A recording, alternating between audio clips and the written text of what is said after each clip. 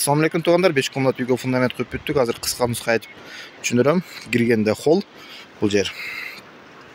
Оң жақта кухня, спальный, детский, спальный, душ, бұл жақта зал. Uzun турасының размері 12-70, үйдің оң жағы. Арт жағы 12-10, үйдің сол жағы ошондо 10-30 болады. Бұл жер плашат болады. Лесенса дагы плашат болот. Бул жерге стойка коюлуп туруп, үй конверт жабылат. Бул үйдүн ээси мага былтыр октябрда байланышка чыгып туруп, сеналарды тактап туруп, 2000 сом которгон, келип жерди көрүп, алашып, 30 000 бабаш алып кеткем. Быйылга деп.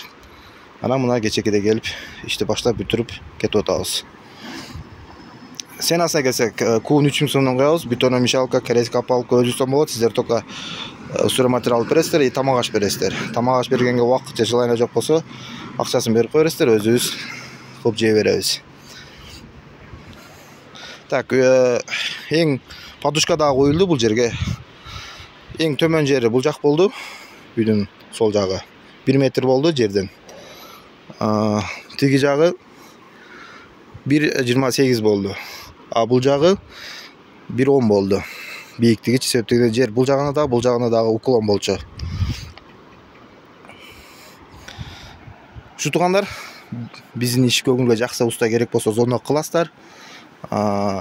Зона кылып биринчи сеналарды тактап алып жалап шаар иштегенде 1000 сом которосуздар, ал силерге 2000 сом которосуздар. Барып көрүп алашып, бабаш алганда сиздин заказыңыздарды алган болобуз.